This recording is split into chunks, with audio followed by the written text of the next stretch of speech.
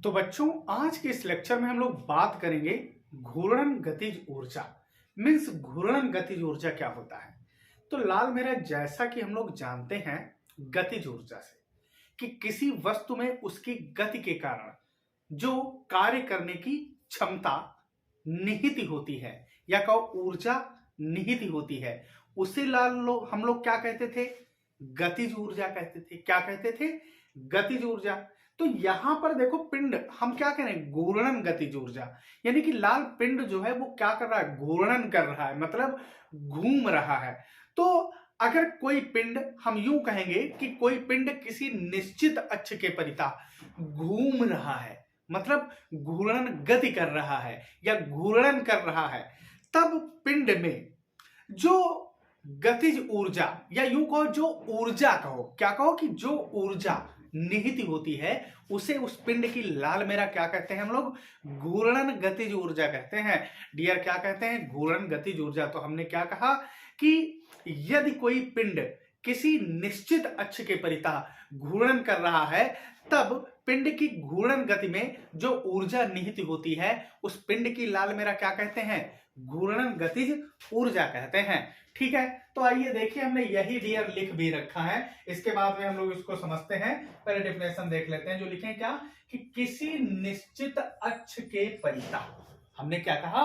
किसी निश्चित अक्ष के परितः घूर्णन करते पिंड में उसकी घूर्णन गति के कारण निहित ऊर्जा पिंड की घूर्णन गतिज ऊर्जा कहलाती है। और इसे बच्चा हम लोग के से डिनोट करते हैं, मीन्स के से प्रदर्शित करते हैं।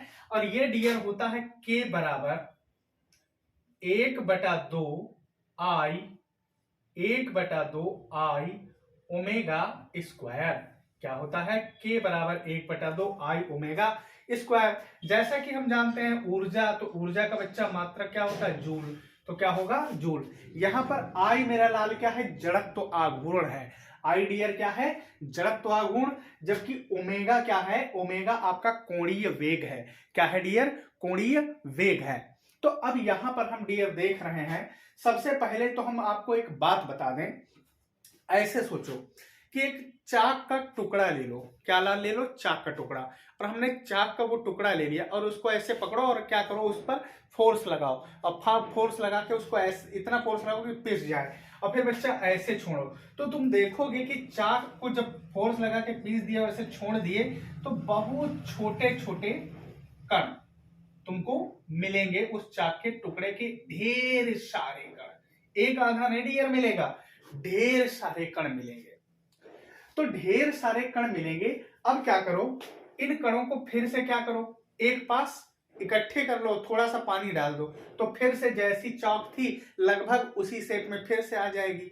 इसका मतलब क्या हुआ कि वो चाक का टुकड़ा जो था वो ढेर सारे छोटे छोटे कणों से मिलकर के बना था। तो इसी प्रकार अब यहां बच्चा, और एक बात और इसमें जान लेते हैं कि ढेर सारे कणों से मिलकर बना था, तो वो छोटे छोटे जो कण होंगे तो भैया मेरे उन कणों का कुछ न कुछ वजन भी तो होगा। क्या होगा? वजन होगा। वजन बोले तो उनका कुछ न कुछ द्रव्यमान होगा। तो हमने कहा अगर एक कण का द्रव्यमान क्या है? m1, तो दूसरे कण का इसे m2, और फिर m3, और डियर क्या होगा? m4, और फिर m5। और फिर से तो ये कब हुआ? जब तुमने बल लगा के उसको चाक को पीस दिया तो ढेर सारे कण m1, m2, m3, m4, m5 ऐसे अनेकों कण बन गए। और अगर इन ढेर सारे कणों को हम क्या करें? हमने कहा फिर से इकट्ठे करो और पानी लगा दो या डाल दो, तो वो क्या होंगे? जुड़ जाएंगे। तो फिर से वही क्या बन जाएगा? पिंड। यानी कि इनको अगर हम सबको एक में मिला दें तो देखना बच्चा, पहले थे m1, m2, m3। अब अगर इन सबको जोड़ें तो ये फिर से क्या बन जाएगा? पिंड का द्रव्यमान सिग्मा m। क्या बन जाएगा? यानी कि अगर हम m1, m2, m3, m4, m5 को जोड़ें तो ये डियर क्या बनेगा? सिग्मा m बनेगा। अब ये बच्चा काम आएगा, आप कितना भी कमजोर हो, इसलिए हम ये बात डिस्कस कर रहे हैं ताकि ये तुमको आसानी से आ जाए। तो सिग्मा m बन जाएगा। क्यों? क्योंकि तुमने देखा कि हमने m, सिग्मा m मतलब m बनेगा। तो बच्चा m को हमने क्या किया डियर? m को जो है जब तोड़ दिया, क्या कर दिया? तोड़ दिया तो M1 M2 M3 बन गए। अब M1 M2 M3 को जोड़ दो तो पूरा M हमें फिर से मिल जाएगा। क्या मिल जाएगा? पूरा का पूरा बच्चा M हमें फिर से मिल जाएगा। तो आइए देखते हैं। तो इस प्रकार हम ये कह सकते हैं कि प्रत्येक बॉडी यानी कि प्रत्येक पिंड क्या? प्रत्येक पिंड छोटे छोटे कणों से मिलकर के बना है। प्रत्येक पिंड मेरा लाल कैसा बना है? छोटे छोटे कणों से मिलकर बना। तो हमने क्या कहा? ये आप देख रहे हैं, ये हमने मान लिया कि हमारे पास कोई पिंड है जो कि कैसे बना है। तो हमने कहा बच्चा M1 M2 और M3 M4 M5 कणों से मिलकर के बना है। अब ये बच्चा आप रेखा जो देख रहे हैं ये क्या है? घूर्णन अक्ष।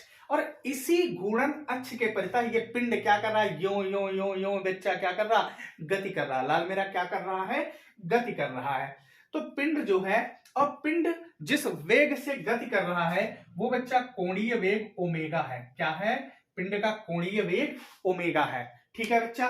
तो हमने क्या कहा कि कोई पिंड है जो किससे?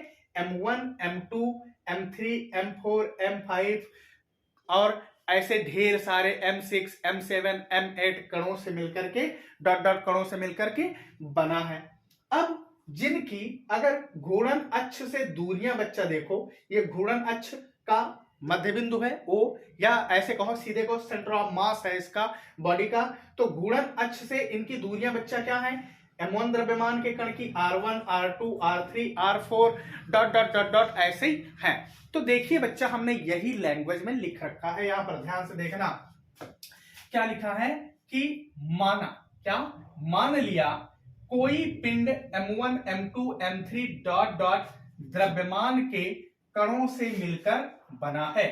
चाहो लैंग्वेज में ये लिख दो कि द्रव्यमान के ढेर सारे कणों से मिलकर बना, बहुत सारे कणों से मिलकर बना, या सीधे कहो कणों से मिलकर बना, जैसा लिखने चाहो।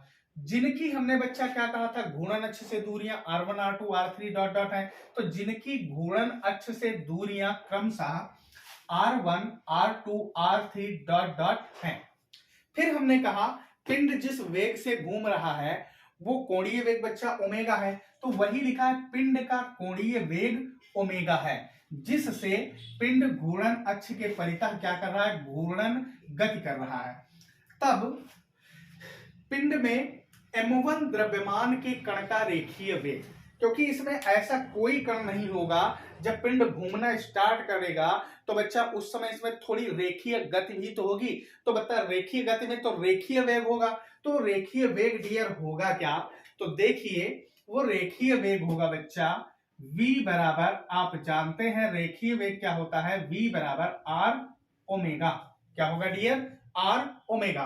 अब देखना यहां पिंड घूर्णन कर रहा है तो घूर्णन में जो कोणीय वेग है वो तो बच्चा क्या रहेगा? हर एक कण के लिए समान रहेगा। तो देखिए ओमेगा से कोई छेड़खानी मत करना, जैसा है वैसे पड़ा रहने देना। लेकिन M1 द्रव्यमान के कण के लिए ले रहे हैं तो यहाँ पर वेग बच्चा क्या बनेगा? v1। और यहां से आप देख रहे हैं दूरी कितनी है घूर्णन अक्ष से M1 के लिए? R1। तो डियर ये क्या हो गया? रेखीय वेग v1 बराबर R1 ओमेगा। अब पिंड जो है क्या कर रहा है? घूर्णन गति कर रहा है। डियर क्या कर रहा है? घूर्णन गति। तो घूर्णन गति जब कर रहा है तो घूर्णन में जो गतिज ऊर्जा भी तो होगी बच्चा। तो वो गतिज ऊर्जा कितनी होगी? तो वही हमने लिख रखा है कि M1 द्रव्यमान के कण की गतिज ऊर्जा। तो जैसा बच्चा जानते हैं रेखीय गतिज ऊर्जा जो होती है, क्योंकि हमने कहा थोड़ा रेखीय भी तो करेगा गति। तो बच्चा रेखीय ऊर्जा क्या होती है? गतिज ऊर्जा K बराबर, हम लोग इसका निगमन भी कर चुके हैं, 1/2 डियर mv²। के बराबर 1/2 mv²। लेकिन हम केवल एक कण के लिए निकाल रहे हैं बच्चा। किसके? एक कण M1 द्रव्यमान के कण का। तो एक कण के लिए यहां पर देखना K1। तो डियर यहां क्या हो जाएगा? M1 और यहां लाल मेरा क्या हो जाएगा? V1। अब लाल एक काम करो, इसको बना दो समीकरण नंबर 1। ये जो V1 बराबर R1 ओमेगा लाए हो। अब क्या करो? लिखो समीकरण एक से किसका? V1 का मान रखने पर तो लाल मेरा यहां पर V1 का मान रखो तो यही बनेगा। आप देखेंगे कि K1 बराबर 1/2 M1 और V1 का मान रखो तो R1 ओमेगा है। तो लाल ये क्या हो जाएगा, R1 ओमेगा V1 स्क्वायर है, तो इसका क्या हो गया, होल स्क्वायर। तो यही आगे से बनेगा बच्चा 1/2, क्या बनेगा 1/2, और यहां से M1, और ये डियर हो जाएगा R1 स्क्वायर, और क्या हो जाएगा ओमेगा स्क्वायर। ये किसकी वैल्यू आई, K1 की, यानी कि एक कण के लिए। अब बच्चा इसी प्रकार हम लोग क्या करेंगे, इसी प्रकार अन्य कणों के लिए निकाल दो। तो इसी प्रकार अन्य कणों, तो अन्य कण कौन है, और ले लो M2 comma M3 dot dot dot के लिए, ठीक है बच्चा, डॉट डॉट के लिए। तो अगर हम M2 के लिए बच्चा निकालेंगे तो यहाँ K1 निकाले हैं, M2 के लिए क्या हो जाएगा K2। तो डियर K2 बराबर क्या हो जाएगा, 1/2, जहां जहां 1 है वहां 2 लगा दो। तो डियर ये M2 और R2 square omega square, comma ऐसे ही बच्चा K3 क्या बन जाएगा, 1/2 M3 R3 square omega square. ये बच्चा आ गई हमारी गतिज ऊर्जाएं, किसके लिए, अलग अलग छोटे छोटे कणों के लिए। अब हमने अभी अभी तुमको यहां दिखाया था कि छोटे छोटे कणों में तोड़ दिया, फिर इनको अगर जोड़ देंगे तो पूरा पूरा, फिर से पूरा पूरा पिंड बन जाएगा। तो बच्चा ऐसे ही हमने M1 M2 M3 ऐसे डॉट डॉट के लिए गतिज ऊर्जा निकाली। अगर इन सबको हम जोड़ दें तो हमें पूरे पिंड के लिए गतिज ऊर्जा मिल जाएगी। बच्चा पूरे पिंड के लिए गतिज ऊर्जा मिल जाएगी। तो यहां पर हम पूरे पिंड के लिए निकालेंगे तो ऐसे लिख दो कि संपूर्ण पिंड के लिए, संपूर्ण पिंड के लिए, फॉर होल बॉडी, संपूर्ण पिंड के लिए। तो डियर संपूर्ण पिंड के लिए क्या बनेगा, तो ये बन जाएगा K बराबर K1 प्लस K2 प्लस लाल मेरा क्या बनेगा K3 plus dot dot dot, ऐसे हो जाएगा।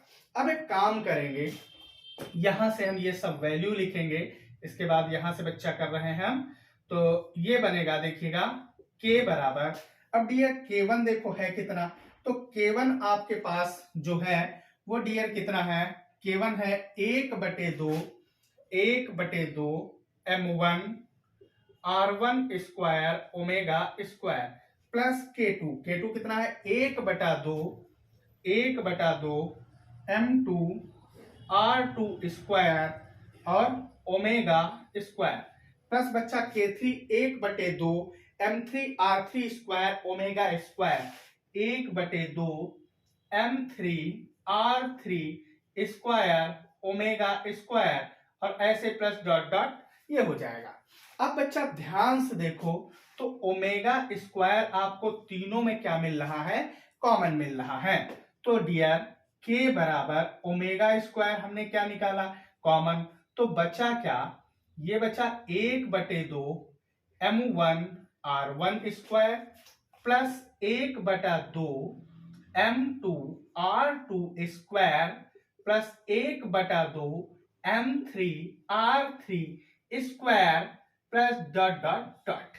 अब बच्चा अभी तुमने देखा था कि हमने कहा था कि इन सबको जोड़ोगे यानी कि M1 plus M2 plus M3 तो सिग्मा M, तो यहां से 1/2 M1 R1 M2 R2 M3 R3 square को अगर हम जोड़ेंगे तो ये बच्चा क्या बन जाएगा, सिग्मा MR। अब बच्चा यहां से ध्यान से देखो, और लाल एक बात और, यहां से 1/2 भी कॉमन है, अगर आप देखें तो 1/2 भी क्या है बच्चा, कॉमन है। तो ये भी हमको निकाल लेना चाहिए था, निकाला नहीं, कोई बात नहीं, अब निकाल लो बच्चा। हमने क्या कहा, यहां से देखो 1/2 भी कॉमन मिल रहा है, तो इसे भी आप क्या करो, बाहर ही कर दो। तो बच्चा 1/2 भी बाहर निकल गया। अब M1 R1 plus M2 R2 M3 R3 ये बच्चा सिग्मा MR बनेगा। तो डियर हम लोग कहेंगे K बराबर, देखो 1/2 ओमेगा स्क्वायर तो ऐसे ही हो गया, यहां से बच्चा ये आपका क्या बन जाएगा, सिग्मा MR स्क्वायर, क्या बन गया, M1 R1 plus M2 R2 plus M3 R3 क्या बन गया, सिग्मा MR स्क्वायर।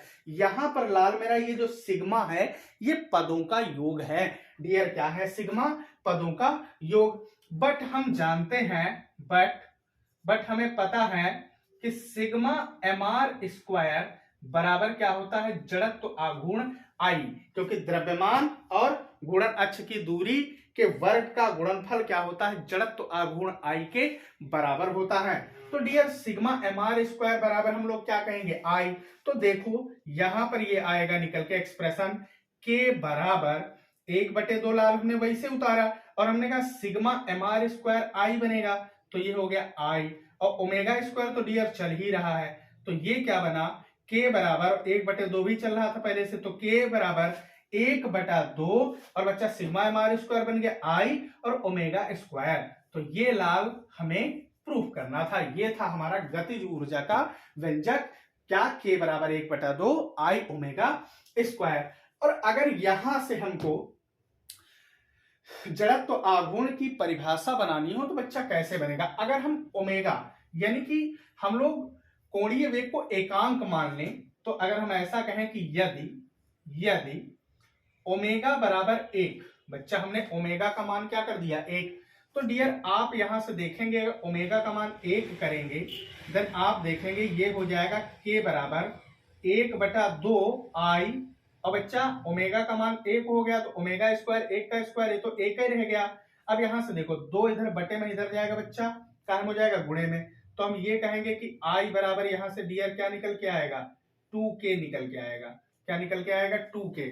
तो हम यहां से कहेंगे क्या कि यदि कोई पिंड किसी निश्चित अक्ष के परितः या यूं कहो किसी अक्ष के परितः क्या कर रहा हो, एकांक कोणीय वेग ओमेगा से घूर्णन कर रहा हो, तब उसका जड़त्व आघूर्ण जो होगा वो गतिज ऊर्जा के क्या होगा, 2 गुना होगा, क्योंकि 2k लिखा है, क्या होगा बच्चा, गतिज ऊर्जा के 2 गुना होगा। क्या कहा हमने कि अगर कोई पिंड किसी घूर्णन अक्ष के परितः क्या कर रहा है, एकांक कोणीय वेग, क्योंकि हमने कोणीय वेग ओमेगा का मान 1 कर दिया है, एकांक कोणीय वेग ओमेगा से क्या कर रहा है, गति कर रहा है, तब जो होगा बच्चा उसका जड़त्व आघूर्ण आई बराबर वो क्या हो जाएगा, गतिज ऊर्जा का 2 गुना होगा, यानी कि 2k होगा। खैर बच्चा हमें क्या, हमें लाना था गतिज ऊर्जा, तो ये आपका है गतिज ऊर्जा का एक्सप्रेशन। और बच्चा ये तो आप जानते हो ऊर्जा का मात्रक क्या होता है, जूल होता है, और विमीय सूत्र भी आप जानते हैं, क्या बच्चा होता है, ml2t-2, क्या होता है, ml2 और t-2। अब बच्चा ये था हमारा घूर्णन गतिज ऊर्जा।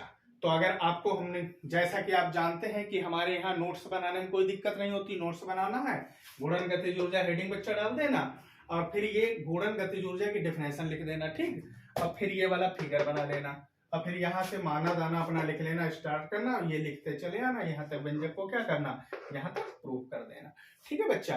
अब आप इसका अगर स्क्रीनशॉट लेना चाहें तो बेटा ले लीजिए, और हम आशा करते हैं कि हमारा वीडियो आपको पसंद आया होगा। अगर हमारा वीडियो आपको पसंद आया तो वीडियो को लाइक करिए और शेयर करिए, और अगर अभी तक आपने हमारे चैनल को सब्सक्राइब नहीं किया है तो लाल चैनल को सब्सक्राइब करिए। आज के इस लेक्चर में बस इतना ही, मिलते हैं अगले लेक्चर में, धन्यवाद।